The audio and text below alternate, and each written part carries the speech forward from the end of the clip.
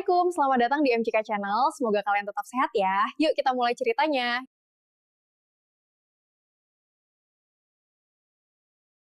Langit pagi menyambut dengan awan kelabu. Angin bertiup pelan, membawa aroma tanah basah dari halaman belakang. Di dapur rumah besar yang ramai, suara panci beradu, tawa-tawa dari ruang tengah, dan dentingan sendok yang dipersiapkan untuk jamuan keluarga terdengar ramai. Namun Laras berdiri diam di pojok dapur, menggenggam sendok kayu dengan tangan yang mulai kapalan karena seringnya bekerja. Ia tidak ikut tertawa. Ia hanya berdiri, mengaduk sayur lodeh perlahan, memastikan rasanya pas. Tidak terlalu asin, tidak hambar. Semua ini bukan pertama kalinya. Sudah 5 tahun ia menjadi bagian dari keluarga ini, tetapi tetap saja, tempatnya selalu di dapur, di belakang, di pinggir, dan tak pernah di tengah. Tak ada yang menyapanya dengan hangat pagi ini, tak ada ucapan selamat ulang tahun yang sederhana pun. Ia bahkan meragukan, apakah suaminya sendiri masih ingat hari ini. 13 Juni. Hari lahirnya. Laras menarik napas panjang. Matanya melirik ke jam dinding yang berdetak lambat. Sudah pukul 9 pagi, dan anggota keluarga besar suaminya mulai berdatangan. Para ipar yang membawa kue, buah tangan dari luar kota, dan anak-anak kecil yang berlarian ke sana kemari. Laras tetap di dapur. Mertuanya, Bu Rumi, hanya memberi lirikan singkat, lalu menyuruhnya mengecek ayam goreng yang masih di penggorengan. Tak ada, Laras, kamu sudah makan? Tak ada, Laras, istirahat dulu sebentar. Laras tersenyum pahit. Ia tahu, tempatnya bukan di ruang tamu. Ia tahu, tugasnya hanya melayani. Tapi hari ini terasa berbeda. Ada sesuatu di hatinya yang mengeras. Ia menatap panci-panci besar dan meja makan yang mulai tertata. Dalam pikirannya, semua orang akan duduk di sana, menikmati makanan yang ia buat dengan cinta, tanpa pernah bertanya apakah ia ikut makan atau tidak. Hari ini, seperti tahun-tahun sebelumnya, Laras akan mengintip dari balik dapur, menanti hingga semua selesai, lalu makan sisa-sisa, jika ada. Namun pagi ini, ada sesuatu yang berubah. Mungkin karena hari ulang tahunnya yang kembali dilupakan. Mungkin karena rasa sepi yang telah lama ia tahan kini mulai menumpuk. Atau mungkin karena surat yang ia tulis diam-diam sejak beberapa minggu lalu sudah terasa terlalu berat untuk disimpan. Surat perpisahan. Sebuah lembaran kecil yang ia simpan di dalam buku resep tua peninggalan almarhum ibunya. Laras menatap piring-piring porselen yang bersih, sendok-sendok perak yang mengilap, dan meja makan yang panjang itu. Meja makan itu, entah mengapa, tak pernah memiliki satu kursi pun untuknya. Ia menghidangkan makanan, tetapi tak diundang untuk menikmati. Ia menyaksikan gelak tawa, tapi tak pernah diajak berbicara. Seperti bayangan yang hanya hadir untuk memantulkan cahaya orang lain. Hari ini, Laras memutuskan sesuatu. Ia akan memasak lebih banyak dari biasanya. Ia akan membuat makanan ternak yang bisa ia sajikan. Tapi bukan untuk mereka. Bukan untuk mertua, ipar, atau bahkan suaminya. Ia akan menyiapkan meja makan kecil di luar rumah, hanya untuk dirinya sendiri. Ia akan makan perlahan, mengunyah dengan tenang, dan menuliskan surat itu di bawah langit terbuka. Dapur mulai terasa panas. Bukan hanya karena kompor yang menyala, tapi karena suasana hatinya sendiri yang menggelegak. Laras diam-diam mengangkat satu persatu masakan ke atas nampan. Sayur lodeh, sambal terasi yang ia buat dengan ulekan batu warisan ibunya, ayam goreng kremes, tempe orek, bahkan ia sempat membuat kue bolu pandan kesukaannya sendiri. Ia mengaturnya satu persatu di atas piring putih bersih yang selama ini hanya dipakai untuk tamu. Tangannya gemetar sedikit, bukan karena lelah, tapi karena ada semacam kebebasan kecil yang mulai tumbuh dari dalam dada. Hari ini ia akan makan enak, bukan di dapur gelap, bukan sambil berdiri, bukan sambil menyeka air mata diam-diam. Hari ini ia akan duduk seperti ratu, meski di halaman kecil, dengan hanya dirinya sebagai tamu kehormatan. Ada getaran yang berbeda dalam langkahnya. Seperti langkah seseorang yang mulai menolak jadi bayangan. Ia menatap meja makan besar sekali lagi sebelum keluar membawa nampan pertama. Semua orang sedang sibuk, tak ada yang memperhatikan. Bagus. Biarkan begitu. Di bawah pohon jambu air yang rindang, Laras menata sebuah meja kayu kecil. Meja yang biasanya digunakan untuk meletakkan pot tanaman kini berubah fungsi. Ia membersihkannya, mengelap permukaannya dengan hati-hati, lalu meletakkan taplak bersulam yang sudah lama ia simpan. Taplak itu dulunya milik ibunya. Ada kenangan di setiap jahitannya. Di atas meja itu, ia menata makanan satu persatu, mengatur sendok dan garpu, meletakkan gelas berisi air jeruk segar yang ia peras sendiri tadi pagi. Semua tampak cantik. Meja makan kecil ini, walau sederhana, terasa lebih megah dari meja panjang di ruang tengah rumah besar itu. Karena disinilah ia merasa ada. Disinilah ia tidak harus menunggu sisa, tidak harus menahan lapar, tidak harus berpura-pura bahagia. Burung-burung berkicau pelan, angin meniup dedaunan, dan matahari mulai menyinari meja itu dengan cahaya hangat. Laras duduk di kursi plastik tua, tapi duduk dengan tenang. Ia menarik napas panjang, lalu mulai menulis. Tulisan tangannya rapi, seperti biasa.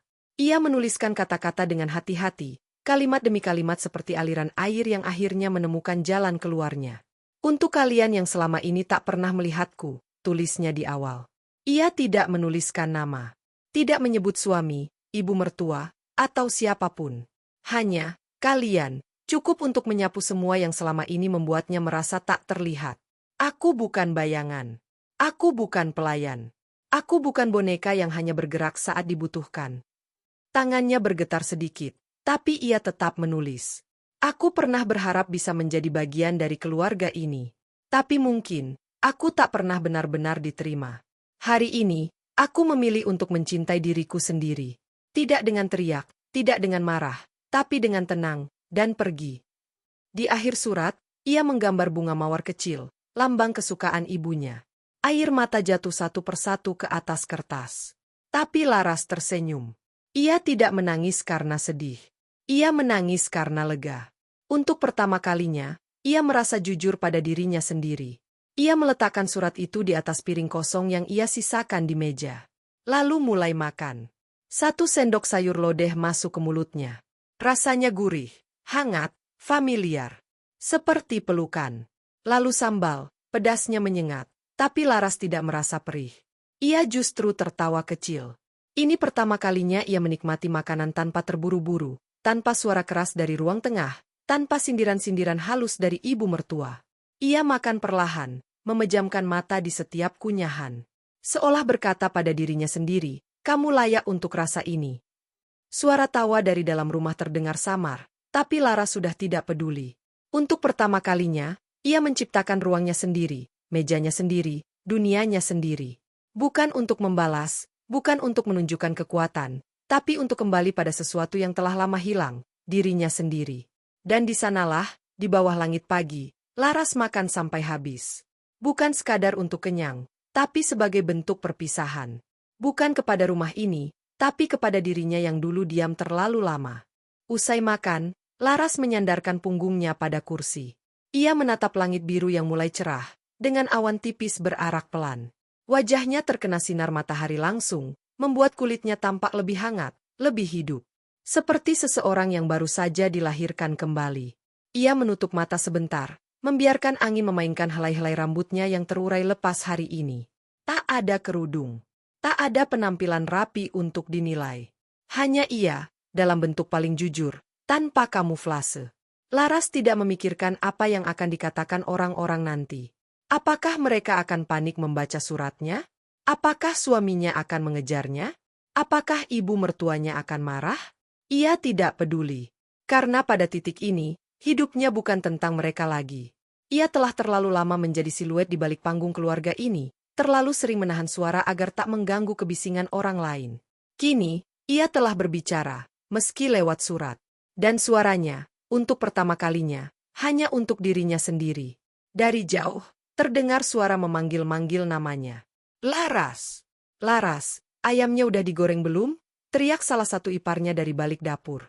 Suara itu terpantul di dinding rumah, tapi tidak mencapai Laras yang sedang duduk di luar. Ia tidak menjawab. Ia hanya melipat surat perpisahan itu, memasukkannya ke dalam amplop kecil berwarna coklat, lalu menuliskan satu kata di depannya, untuk dibaca. Tidak lebih, tidak kurang. Lalu ia menaruhnya tepat di tengah piring kosongnya. Ia bangkit perlahan, membersihkan tangannya dengan sapu tangan kecil, dan mengambil tas kain lusuh dari bawah kursi. Tas itu telah ia siapkan sejak kemarin, berisi beberapa baju, dompet, buku catatan, dan foto ibunya yang sudah lama wafat. Ia tidak membawa banyak. Tidak ada perhiasan, tidak ada surat berharga, tidak ada kenangan dari rumah ini. Karena memang tak ada yang layak dibawa selain dirinya sendiri. Hari ini, Laras tidak kabur.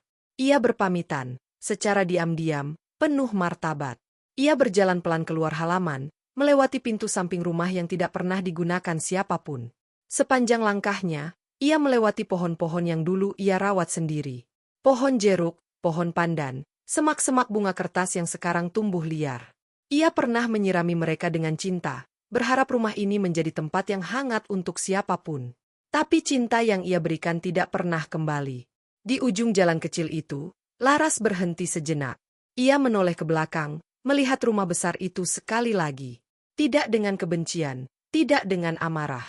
Hanya dengan rasa hampa. Seperti seseorang yang melihat tempat ia pernah berusaha keras, namun tak pernah dihargai. Ia menghela napas panjang. Di dalam rumah itu, suara tawa masih menggema. Mereka belum sadar ia pergi.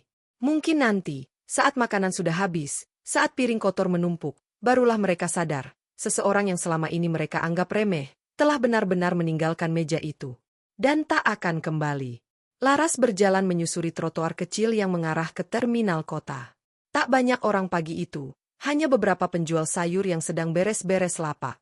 Ia menyapa mereka dengan senyum kecil, seperti biasa. Tidak ada yang tahu bahwa hari ini adalah awal dari sebuah hidup yang baru. Ia tidak tahu akan tinggal di mana malam ini.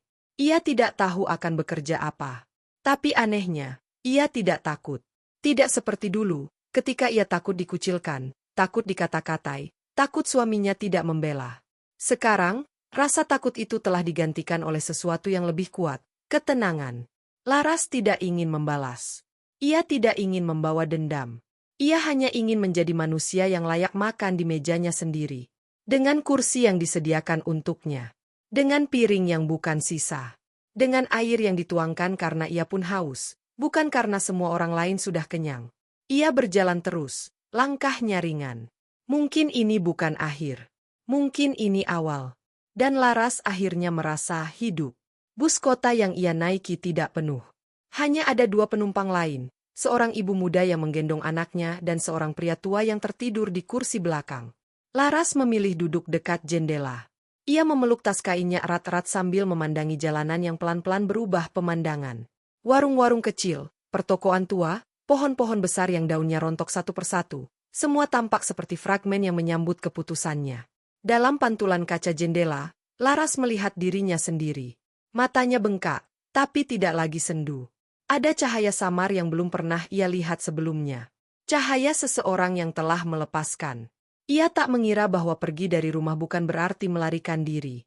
Justru disinilah ia merasa hadir. Untuk pertama kali dalam hidupnya, Laras tidak sedang menunggu disuruh, tidak sedang mengejar pengakuan, tidak sedang berjuang untuk diperhatikan. Ia hanya sedang menjalani pagi yang akhirnya ia pilih sendiri. Di dalam tasnya, selain pakaian dan foto ibunya, ada satu buku catatan tua. Di halaman pertama, tertulis, resep hidup bahagia, dari ibu untuk Laras.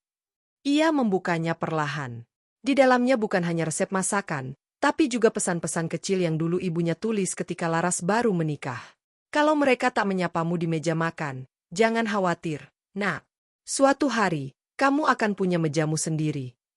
Laras membaca ulang kalimat itu berkali-kali, seolah ibunya sedang duduk di sebelahnya. Seolah suara yang hilang itu hadir kembali untuk menguatkan. Laras menahan air mata. Bukan karena sedih, tapi karena ingatannya akan ibu adalah satu-satunya hal yang tidak pernah berubah. Selalu ada, selalu mencintai. Ia menyadari bahwa selama ini ia bertahan karena ingin menunjukkan bahwa ia layak. Tapi hari ini, ia tak butuh pengakuan dari siapapun. Ia sudah cukup. Sudah utuh. Dan itu semua karena ia memilih untuk tidak tinggal diam. Terminal kota terlihat dari kejauhan. Suara klakson, panggilan pedagang asongan, dan hiruk-pikuk manusia menyambut kedatangannya. Tapi di tengah keramaian itu, Laras merasa damai. Ia turun dari bus dengan langkah tenang, lalu berjalan ke sudut terminal tempat warung-warung kecil berjejer.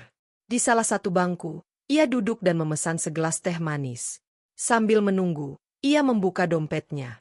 Uang yang tersisa tidak banyak, tapi cukup untuk makan hari ini dan esok. Ia tahu tantangan hidup akan lebih nyata mulai detik ini. Tapi ia tidak takut. Ia telah hidup bertahun-tahun dengan luka dalam diam, dan itu jauh lebih berat dari apapun yang akan ia hadapi di luar sana. Teh datang. Hangat. Manis. Sederhana. Ia menghirupnya perlahan. Setiap tegukan seperti menyentuh ruang-ruang kosong yang dulu tidak terisi. Meja plastik di depannya kecil, tapi kini terasa jauh lebih luas daripada meja makan besar di rumah itu. Karena di sini, Laras duduk sebagai tamu utama dalam hidupnya sendiri. Langit siang mulai memutih. Angin bertiup sedikit lebih kencang. Laras menulis lagi, kali ini di halaman belakang buku catatan ibunya. Hari ini aku meninggalkan rumah, tapi aku pulang ke dalam diriku sendiri. Kalimat itu lahir tanpa rencana, tapi terasa benar. Ia menulis pelan-pelan, huruf demi huruf, seolah menegaskan bahwa kepergiannya bukan kekalahan, tapi kemenangan yang senyap. Ia tidak tahu di mana akan tinggal malam ini. Mungkin di rumah kos kecil, mungkin di masjid kota, mungkin dimanapun yang cukup aman. Tapi ia tahu satu hal, ia tidak akan kembali kecuali jika hatinya diundang, bukan sekadar ditoleransi. Di depan warung, seorang nenek tua menjual bunga melati dalam keranjang rotan. Laras membeli segenggam. Ia menaruhnya di atas buku catatan, menghirup aromanya, lalu tersenyum. Hari ini, ia tidak menerima hadiah ulang tahun dari siapapun. Tapi ia memberi hadiah untuk dirinya sendiri, kebebasan. Dan itu, akhirnya, lebih berharga dari segalanya. Sore menjelang perlahan. Langit mulai berubah warna, dari putih pucat menjadi jingga keemasan. Laras berjalan menyusuri ganggang kecil di pinggiran kota. Di salah satu dinding rumah, ada mural bergambar perempuan berdiri sendiri di tengah taman. Di bawahnya tertulis, kadang, satu-satunya pelukan yang kita butuhkan adalah milik kita sendiri. Laras berhenti sejenak, menatap mural itu dengan perasaan yang sulit dijelaskan. Selama ini ia terlalu sering menunggu pelukan yang tak pernah datang, dari suaminya, dari ibu mertua, dari keluarga yang tak pernah menganggapnya hadir. Tapi kini, ia belajar bahwa pelukan itu bisa ia beri sendiri, tanpa syarat, tanpa penolakan. Di ujung gang, ia melihat sebuah rumah kontrakan kecil bertuliskan, kos putri harian dan bulanan. Ia mengetuk pintunya. Seorang ibu tua menyambut dengan senyum ramah. Kosong, nak.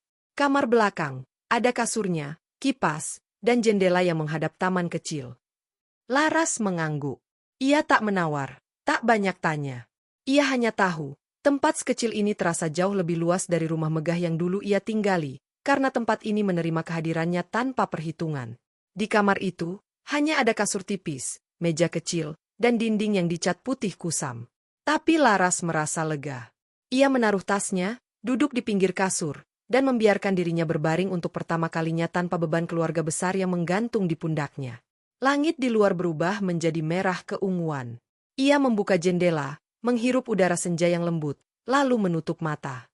Dalam keheningan itu, bayangan masa lalunya melintas seperti potongan-potongan film. Pertama kali ia datang ke rumah mertua setelah menikah, sambutan dingin dari ibu suaminya, malam-malam ketika ia menangis diam-diam karena merasa sendirian, hari-hari ketika ia memasak 3 kali sehari tanpa sekalipun diajak duduk bersama.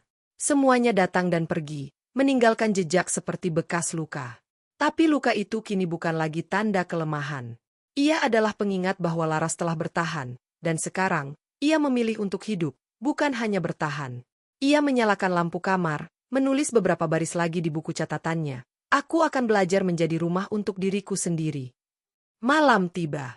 Lampu jalan mulai menyala, dan kota perlahan menjadi lebih tenang. Di luar jendela, suara jangkrik terdengar samar. Laras duduk di atas kasur sambil menyusun daftar kecil di kertas sobekan, hal-hal yang ingin ia lakukan mulai besok. Mencari kerja, membeli sepatu baru, membuat kue ulang tahun untuk diri sendiri. Ia tersenyum pelan. Tak ada lagi ulang tahun yang dilupakan. Tak ada lagi malam yang dihabiskan untuk memasak bagi orang lain tanpa ucapan terima kasih. Ia mengambil segelas air, menatap dirinya di cermin kecil yang tergantung di dinding. Mata itu sudah tidak redup. Ada semburat keberanian yang perlahan tumbuh. Di luar sana, dunia mungkin tidak berubah. Suaminya mungkin akan marah, mertuanya mungkin mencaci. Tapi di kamar sempit ini, dunia Laras telah mulai menata ulang fondasinya. Ia tidak lagi menunggu permisi untuk hidup. Ia sudah membuka pintu sendiri. Dan saat ia menutup buku catatannya malam itu, Laras tahu, hidup yang baru sedang dimulai, dengan langkah yang kecil tapi pasti. Di rumah besar yang ia tinggalkan, pagi ini terasa berbeda. Piring-piring bekas makan masih menumpuk, dapur tidak serapi biasanya, dan meja makan yang megah itu kini terlihat kacau. Bu Rumi mondar-mandir dengan wajah kesal. Laras kemana sih? Dari pagi belum kelihatan, Gumamnya sambil mengaduk sayur yang rasanya hambar. Salah satu ipar mulai merasa gelisah. Mereka mencari ke kamar, ke belakang rumah, bahkan ke warung terdekat. Tapi Laras tidak ada. Lalu seseorang menemukan surat itu, di atas piring kosong di bawah pohon jambu. Suaminya membuka amplop itu dengan tangan gemetar. Ia membaca dengan cepat, lalu pelan. Di wajahnya muncul ekspresi campur aduk, kaget, bingung, tapi juga, entah mengapa, terdiam. Tak ada teriakan. Tak ada tangisan. Hanya diam yang menyebar di antara anggota keluarga yang mulai berkumpul di halaman. Untuk pertama kalinya, mereka melihat jejak Laras yang nyata. Bukan sebagai pelayan. Bukan sebagai menantu yang diam. Tapi sebagai seseorang yang telah memilih untuk pergi dan akhirnya membuat mereka sadar. Ternyata selama ini mereka memang tak pernah benar-benar melihatnya. Hari-hari berikutnya berjalan lambat, tapi damai. Laras mulai membangun rutinitas kecil di tempat kos barunya. Setiap pagi, ia berjalan ke taman kota membawa buku catatan dan pulpen. Ia menulis apa saja, puisi-puisi pendek, cerita masakannya, bahkan kenangan-kenangan yang dulu terasa pahit kini mulai ia tuliskan dengan lebih jujur. Di sela waktu, ia membantu di warung milik Bu Imah, pemilik kos yang sudah seperti ibu sendiri. Ia membersihkan meja, melayani pelanggan, sesekali ikut memasak. Bayarannya tidak besar, tapi cukup. Cukup untuk makan, cukup untuk bertahan, cukup untuk tetap percaya bahwa hidup sedang membentuknya menjadi sesuatu yang lebih kuat. Orang-orang di sekitar mulai mengenalnya sebagai Mbak Laras yang ramah. Mereka tidak tahu latar belakangnya. Tidak tahu ia pernah dilupakan di ulang tahunnya sendiri. Tidak tahu ia pernah menyiapkan meja makan tapi tak pernah duduk di sana. Tapi Laras tidak perlu menjelaskan siapa dirinya dulu. Karena siapa dirinya kini sudah cukup menjadi bukti bahwa ia sedang tumbuh dari luka. Suatu sore, ketika ia sedang menata tumpukan sayur, seorang pelanggan wanita muda menghampirinya dan berkata, "Mbak, saya suka senyum Mbaknya. Kayak orang yang damai banget." Laras terdiam. Lalu tersenyum pelan. Ia tidak langsung menjawab, tapi hatinya hangat. Dulu, ia sering memaksakan senyum hanya agar terlihat kuat. Kini, senyumnya datang tanpa disuruh, tanpa dituntut, tanpa tekanan untuk menyenangkan siapapun. Malam itu, Laras duduk di beranda kos, memandangi langit. Ia menulis lagi, mungkin damai itu bukan sesuatu yang datang dari luar. Mungkin ia tumbuh dari luka yang kita terima tanpa memendam dendam. Kata-kata itu mengalir seperti air. Ia menutup buku catatannya dan memeluknya erat-erat. Kadang, di kesunyian malam, kenangan masa lalu masih datang mengetuk. Suara ibu mertuanya yang dingin. Tatapan sinis saat ia tertawa sedikit terlalu keras. Tapi Lara sudah belajar untuk membiarkannya lewat, seperti angin malam yang datang lalu pergi. Ia tak menutup pintu, tapi juga tak membiarkan angin itu tinggal terlalu lama. Suaminya belum pernah mencarinya. Tidak ada telepon, tidak ada pesan. Dan anehnya, Laras tidak merasa ditinggalkan. Justru, untuk pertama kalinya, ia merasa bebas. Ia tidak harus menjawab pertanyaan yang menyudutkan. Tidak harus menjadi versi dirinya yang terus-menerus mengerti. Tidak harus tersenyum saat hatinya sebenarnya ingin menjerit. Beberapa kali, bayangan wajah suaminya muncul dalam mimpinya. Tapi bukan sebagai sosok yang ia rindukan, melainkan sebagai simbol dari semua hal yang membuatnya diam terlalu lama. Dalam satu mimpi, Laras melihat dirinya duduk di meja makan panjang itu lagi. Kali ini, ia berdiri, mengambil kursinya sendiri, dan membawanya keluar dari ruangan. Saat ia menoleh, tidak ada yang memanggilnya, tidak ada yang mencoba menahan. Ketika ia bangun, ia tidak menangis. Ia hanya duduk diam, lalu tersenyum. Mimpi itu seperti konfirmasi dari hatinya, bahwa kepergiannya bukan bentuk kekalahan, tapi sebuah keputusan yang utuh. Pilihan yang dilandasi keberanian untuk menghargai diri. Suatu hari, ketika sedang membersihkan halaman kos, Laras melihat seorang anak perempuan kecil bermain sendiri. Anak itu memungut bunga kertas yang jatuh dari pohon dan mengumpulkannya dalam mangkuk plastik.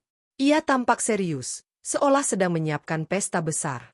Laras mendekat dan bertanya, "Mau bikin apa, Nak?" Anak itu menjawab, "Meja makan untuk teman-temanku." Kalimat itu menghantam Laras seperti gelombang kecil yang menyentuh luka lama. Tapi kali ini, ia tidak merasa perih. Ia justru ikut duduk di sebelah anak itu dan membantu menyusun bunga. Bersama-sama, mereka menciptakan meja makan penuh warna di atas tanah, di bawah pohon. Tanpa kursi, tanpa taplak, tapi penuh tawa. Laras menatap meja kecil itu dan berpikir, mungkin inilah meja makan yang selama ini aku cari. Bukan yang penuh piring mahal, tapi yang membuatku merasa ada. Anak itu tertawa, menunjuk bunga di tengah. Yang ini buat Mbak Laras ya, duduk di sini. Dan untuk pertama kalinya dalam hidupnya, Laras merasa diundang, bukan karena kewajiban, tapi karena kehadirannya dianggap penting. Hari ulang tahun Laras berikutnya tiba. Kali ini, tanpa suara tawa keluarga besar, tanpa piring-piring mewah di atas meja besar, tanpa makanan yang dimasak untuk orang lain. Tapi di kamar kontrakannya yang kecil, Laras bangun pagi dengan hati yang tak lagi berat. Ia membuka jendela, membiarkan cahaya pagi masuk tanpa penghalang, lalu menyeduh teh jahe dan menyalakan lagu instrumental yang biasa ia dengarkan waktu kecil bersama almarhum ibunya. Di meja kecil kamarnya, ia menaruh sepotong bolu kukus pandan yang ia buat sendiri malam sebelumnya. Di sampingnya, ia letakkan sebuah lilin kecil. Tak ada yang menyanyikan lagu selamat ulang tahun, tapi Laras tidak butuh itu lagi. Ia meniup lilin dengan mata tertutup, berdoa dalam diam. Doa itu bukan untuk memohon cinta orang lain, bukan untuk meminta agar hidupnya lebih mudah, tapi untuk menjaga api di dalam dirinya sendiri tetap menyala. Setelah meniup lilin, Laras menulis satu kalimat di buku catatannya. Tahun ini, aku merayakan keberanianku untuk tetap tinggal bersama diriku sendiri.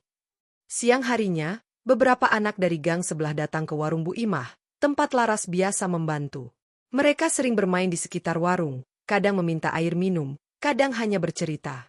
Salah satu dari mereka, Dini, anak kecil yang dulu membuat meja makan bunga, membawa sekuntum bunga kertas yang dibungkus koran. Ini buat Mbak Laras, katanya malu-malu. Laras menerimanya dengan mata berkaca-kaca. Anak-anak itu lalu menyanyikan lagu ulang tahun dengan nada yang sumbang tapi penuh tawa. Tak ada harmoni, tak ada paduan suara yang indah, tapi di hati Laras, nyanyian itu terasa seperti pelukan yang lama hilang. Di momen itu, ia sadar, kebahagiaan ternyata tidak pernah jauh. Ia hanya tersembunyi di balik ekspektasi dan luka-luka yang belum sembuh. Laras menunduk, mengucapkan terima kasih, dan menatap bunga kertas itu lama sekali. Hari itu, ia tidak hanya merayakan usia, tapi juga perjalanannya sebagai perempuan yang tidak lagi mengejar tempat di meja orang lain, karena kini, ia telah membuat mejanya sendiri. Sore itu, Laras berjalan ke taman kota, tempat yang dulu sering ia datangi di awal kepindahannya. Ia duduk di bangku kayu yang sudah mulai lapuk, tapi tetap nyaman. Di depannya, ada anak-anak bermain, orang tua bercengkerama, dan pasangan muda saling menggenggam tangan. Tapi Laras duduk sendiri. Dan ia tidak merasa kesepian. Justru sebaliknya, ia merasa utuh. Ia membuka buku catatannya, membolak-balik halaman yang penuh tulisan, coretan, air mata yang menetes dan kering di antaranya. Banyak kisah yang lahir dari kamar kecil itu. Kisah yang dulu tidak bisa ia ucapkan, kini menjadi tulisan yang mulai ia kirimkan ke majalah lokal. Beberapa bahkan dimuat. Suaramu menyentuh, tulis salah satu editor. Laras tersenyum, menatap halaman kosong, lalu mulai menulis lagi. Kisah tentang seorang perempuan yang membuat meja makannya sendiri, setelah terlalu lama berdiri di pinggir ruangan. Ia tidak menulis untuk diakui. Ia menulis agar suaranya tidak tenggelam oleh kesunyian. Karena ia tahu, suara yang paling penting adalah suara yang diakui oleh diri sendiri. Sementara itu, di rumah besar yang dulu pernah ia tinggali, hari-hari berjalan tanpa nama Laras disebut. Mereka tidak tahu kemana ia pergi.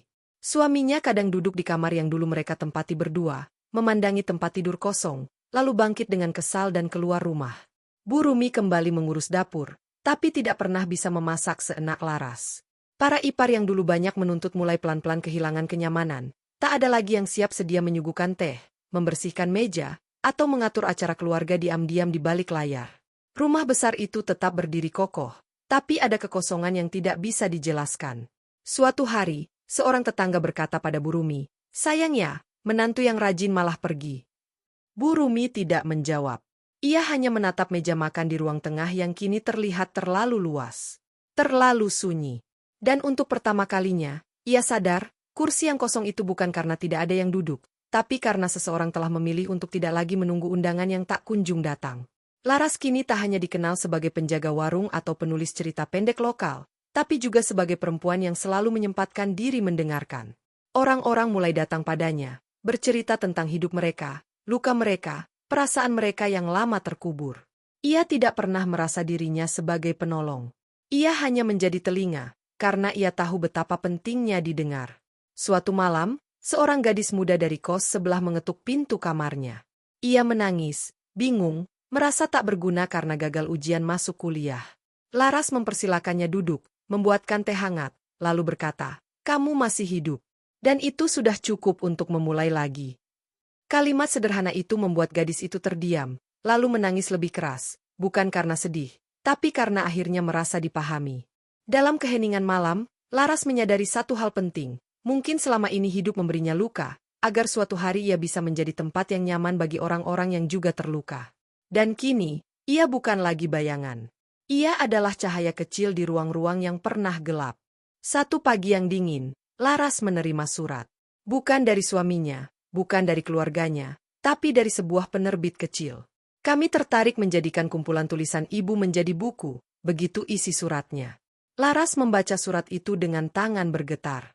Matanya menatap kalimat itu lama sekali, seolah tak percaya bahwa suara sunyinya yang selama ini hanya ditulis di halaman-halaman kecil bisa didengar oleh dunia luar. Ia teringat masa-masa di rumah dulu, saat suaranya nyaris tidak pernah mendapat ruang.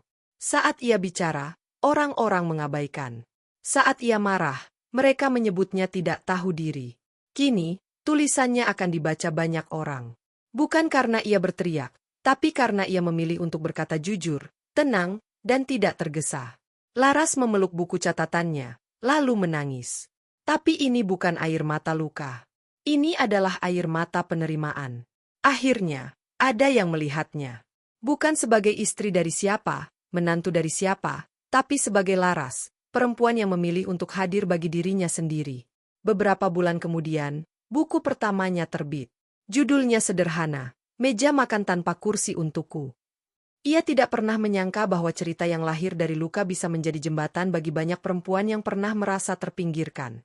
Ia mulai diundang ke acara-acara diskusi, diminta menjadi pembicara tentang keberanian diam, dan keputusan untuk pergi. Ia berbicara tanpa dendam, tanpa nada menggurui. Ia hanya berbagi tentang kesunyian yang pernah ia hadapi, tentang pagi-pagi saat ia menyiapkan makanan tapi tak diajak duduk, tentang malam-malam ulang tahun yang hampa. Dan di setiap kesempatan, ia selalu menutup dengan kalimat yang sama, "Jangan tunggu orang lain menarik kursi untukmu. Kalau perlu, bawa kursimu sendiri. Dan kalau tidak ada meja yang menerima keberadaanmu, bangun meja itu sendiri." Kalimat itu menjadi semacam semboyan bagi banyak pembaca. Dan bagi Lara sendiri, kalimat itu bukan sekadar kutipan. Itu adalah hidupnya. Itu adalah keputusan yang membawanya ke tempat di mana ia kini berdiri, tegak. Namun meski semua itu telah berubah, Laras tidak pernah lupa dari mana ia memulai. Setiap ulang tahun, ia masih menyeduh teh jahe, menyalakan lilin kecil, dan menulis di buku catatannya. Ia masih sesekali pergi ke taman, duduk diam di bangku yang sama, melihat anak-anak bermain. Ia tahu, hidup tidak selalu bising. Kadang, justru di dalam kesunyian kita menemukan jawaban paling jujur. Ia tidak menyesali masa lalunya. Tidak juga memutihkan ingatan yang pahit. Ia memilih menyimpannya sebagai bagian dari mozaik hidupnya. Karena dari situlah ia belajar bahwa diam tidak selalu berarti kalah. Pergi tidak selalu berarti menyerah. Dan meja makan bukan hanya soal tempat duduk atau makanan, tapi tentang apakah kehadiran kita dihargai. Kini, Laras tak lagi mengejar tempat di hati orang lain. Ia telah duduk di hati miliknya sendiri, dan untuk pertama kalinya, tidak ada yang berhak menggusurnya. Pada suatu sore yang lengang, Laras kembali ke jalan tempat rumah lamanya berdiri. Bukan untuk mengemis kembali, bukan untuk menyapa, melainkan untuk menutup satu bab dalam hidupnya. Ia berdiri di seberang gerbang, memandangi halaman yang tak lagi rapi. Pohon jambu tempat dulu ia meletakkan surat itu kini tampak kurus dan tak terurus. Daunnya gugur tak beraturan. Meja makan besar di dalam rumah bisa terlihat samar dari balik jendela. Ada orang-orang yang lalu lalang, tapi tidak satu pun mengenalnya sebagai sosok yang pernah membangun dapur itu dengan cinta. Laras berdiri diam cukup lama, bukan karena berharap pintu akan terbuka, tapi karena ia ingin memberi salam terakhir, bukan kepada rumah itu, tapi kepada dirinya yang dulu. Ia menutup matanya, menghela napas panjang, dan dalam hatinya berkata, "Terima kasih telah bertahan, Laras. Aku yang hari ini datang untuk membawamu pulang." Lalu ia berbalik, melangkah pergi tanpa menoleh. Tak ada yang perlu ditinggalkan lagi, karena semuanya sudah ia lepaskan.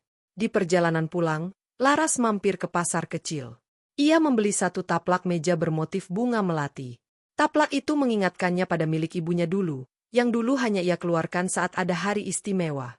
Sesampainya di rumah kontrakannya yang sekarang, ia membersihkan meja kayu kecil itu dengan hati-hati, lalu menata taplak dengan rapi. Di atasnya, ia letakkan piring sederhana, sendok, dan gelas teh jahe. Hari ini bukan ulang tahun, bukan hari perayaan, bukan juga ada tamu yang datang. Tapi Laras tahu, ia tak perlu alasan besar untuk menghormati dirinya sendiri. Ia duduk perlahan, menyalakan lilin kecil, lalu berkata pada dirinya yang duduk diam di seberang meja, "Terima kasih sudah datang." Tak ada musik, tak ada kembang api, hanya dirinya dan ruang hening yang ia bangun dengan sabar. Di ruangan itu, Laras tidak lagi merasa kurang. Ia tidak lagi menanti seseorang menarikan kursi. Karena kini, ia tahu bahwa kehadirannya layak dirayakan, kapanpun ia sendiri mengizinkannya. Laras mulai menulis buku keduanya. Kali ini bukan tentang kehilangan, bukan tentang luka, tapi tentang pulang. Tentang bagaimana seorang perempuan bisa menemukan kembali suaranya di tengah keramaian yang dulu menenggelamkannya. Ia menulis bukan karena ingin dikenang, tapi karena ingin menjadi jembatan. Untuk perempuan-perempuan lain yang pernah berdiri terlalu lama di balik pintu dapur, menunggu dipanggil, menunggu dianggap. Ia menerima banyak surat dari para pembaca. Seorang janda yang akhirnya memutuskan memulai usaha kecilnya sendiri, seorang ibu muda yang berani bicara kepada mertuanya, seorang anak perempuan yang tak lagi merasa dirinya salah hanya karena berbeda. Laras membalas satu persatu surat itu dengan tangan sendiri, menulis nama pengirimnya dengan tulus.